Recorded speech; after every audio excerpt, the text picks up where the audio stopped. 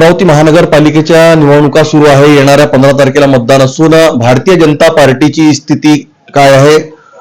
आतापर्यंत संपूर्ण अमरावतीमध्ये विविध प्रभागामध्ये दौरा केलेले धामणगाव रेल्वे मतदारसंघाचे आमदार प्रतापदादा अडसळ आपल्यासोबत आहे. काय त्यांच्या प्रतिक्रिया जाणून घेऊ. अमरावतीमध्ये निश्चितपणे एक चांगलं वातावरण तयार झालं आहे. सुरुवातीला थोडंफार जरी असं वाटत होतं की गोंधळ आहे, परंतु आता स्थिती एकदम व्यवस्थित झाली आहे. सगळं नियोजन माननीय पालकमंत्री महोदय यांच्या नेतृत्वात आमचे जिल्हाध्यक्ष आहे, संजूभाऊ कुटे प्रभारी आहेत, यांच्या मार्गदर्शनात आम्ही सगळे आता काम करून राहिलो आहे. आणि प्रत्येक प्रभागाची जबाबदारी वेगवेगळ्या सगळ्यांकडे दिलेली आहे आणि तिथे आता व्यवस्थित मायक्रो प्लॅनिंगनी नियोजन सुरू असल्यामुळं आता स्थिती अत्यंत चांगली झाली आहे. आणि मला असा विश्वास आहे की भारतीय जनता पक्ष स्वबळावरच इथे आपला महापौर निश्चितपणे बसवेल. असं वाटतं की युती झाली नाही, राष्ट्रवादी वेगळी लढत आहे, शिवसेना वेगळी लढत, त्याचा काही परिणाम नाही. भारतीय जनता पक्षाच्या बाबतीत सकारात्मक वातावरण संपूर्ण महाराष्ट्रातच आहे. आपण पाहिलं, नगरपालिकांमध्येही पाहिलं, युती झाली असती तर त्याचा फायदा निश्चितपणे झालाच असता. परंतु शेवटी प्रत्येक पक्षाला आपापल्या जागा लढवण्याचा, आपला पक्ष वाढवण्याचा अधिकार असतो. त्याच्यामुळे सगळेजण आम्ही मित्र पक्ष असो की बाकी विरोधी पक्ष सगळे आपापले वेगवेगळ्या जागा लढवून राहिल्या. त्याचा परिणाम होतच असतो. परंतु शेवटी शक्ती आणि लोकांचा विश्वास हा महत्त्वाचा असतो. तर लोकांचा विश्वास हा भारतीय जनता पक्षावर आहे. माननीय आमचे लाडके नेते मुख्यमंत्री देवेंद्रजी फडणवीस यांच्यावर आहे. आणि त्यांनी ज्या पद्धतीनं या महाराष्ट्रात सगळ्या क्षेत्रांमध्ये काम करून दाखवलं, त्याच पद्धतीनं अमरावती महानगरपालिकेचा चेहरामोहरा बदलवायचा असेल आणि चांगल्या पद्धतीने विकास करायचा असेल, खऱ्या अर्थानं अमरावतीला एक चांगलं विभागाचं शहर म्हणून ज्या पद्धतीनं अपेक्षित आहे त्या पद्धतीनं जनतेच्या मनातलं अमरावती घडवायचं असेल तर ते देवेंद्रजीच्या नेतृत्वातच होऊ शकते, हा विश्वास जनतेला आहे. त्याच्यामुळं भारतीय जनता पक्ष हा सगळ्यांपेक्षा सरस ठरेल. पण एक स्मार्ट अमरावती याची संकल्पना कुठेतरी पालकमंत्री साहेबांनी सुद्धा ठेवली. या संदर्भात जसं आज रेल्वेचा पूल अद्यापही झाला नाही, त्याच्यामुळे संपूर्ण अमरावतीचा जो भार आहे त्या पूर्ण विस्कळीत झालेली आहे वाहतूक व्यवस्था.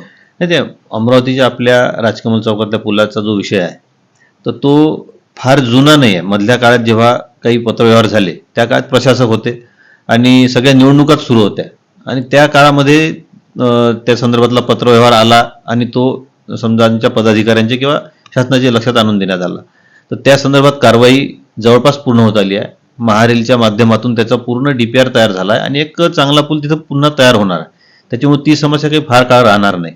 आणि हा मोठा विषय असते. एखादा पूल लगेचच्या लगेच एवढा मोठ्या पूर्ण शहराच्या मध्यभागी असलेला लगेच तोडून 2 दिवसात ते काम होत नाही. ते जरा मोठं काम असल्यामुळं त्यात योग्य वेळ घेऊन आणि एक टेक्निकली सगळ्या गोष्टी बाजू तपासून, ट्रॅफिक कुठं वळवायचं, कसं करायचं, या सगळ्या गोष्टी तपासून त्या गोष्टी कराव्या लागतात. त्याच्यामुळे त्यामध्ये थोडा वेळ गेला. परंतु या येणाऱ्या काळामध्ये ही समस्या 100% पूर्णकालीन निकालात निघेल. सुशिक्षित बेरोजगारांसाठी रोजगाराचा खूप मोठा मुद्दा आहे. वय जात आहे. MPSCच्या विद्यार्थ्यांनी आता आंदोलन करावं लागले की त्यांचे वय वाढ होत आहे.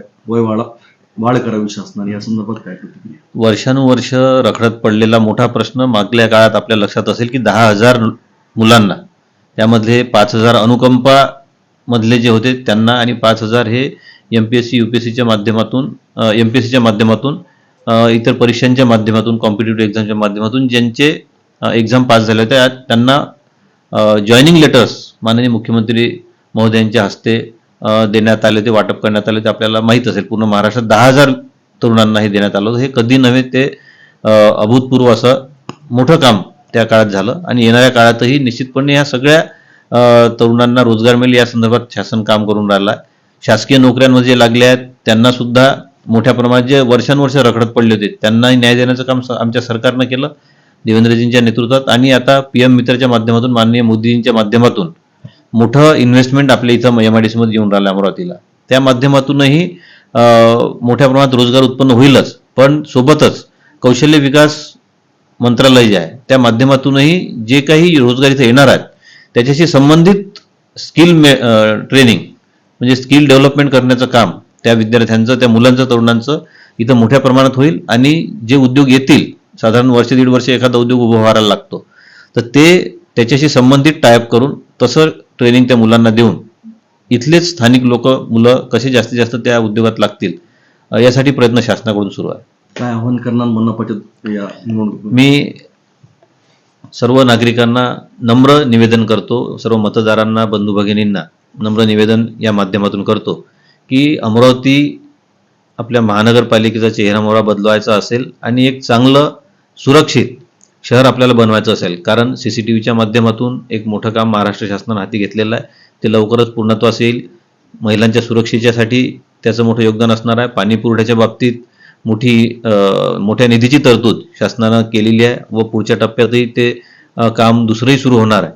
त्यामुळे अशा सगळ्या सर्वांगीण विकासाच्या दृष्टीनं आपल्या जनतेला व येणाऱ्या पिढीला चांगल्या सोयी सुविधा मिळाव्या, एक चांगलं शहर मिळावं आणि गतीनं विकास व्हावा या दृष्टीनं भारतीय जनता पक्षाच्या व भारतीय जनता पक्षानं समर्थन दिलेल्या अशा सर्वच उमेदवारांच्या पाठीशी जनतेनं उभं राहावं. सर्व मतदार बंधू भगिनींनी जास्तीत जास्त मतांनी भारतीय जनता पक्षाच्या व भारतीय जनता पक्षाने समर्थन दिलेल्या सर्व उमेदवारांना निवडून द्यावं अशी मी सर्व मतदार बंधू भगिनींना नम्र विनंती करतो. धन्यवाद.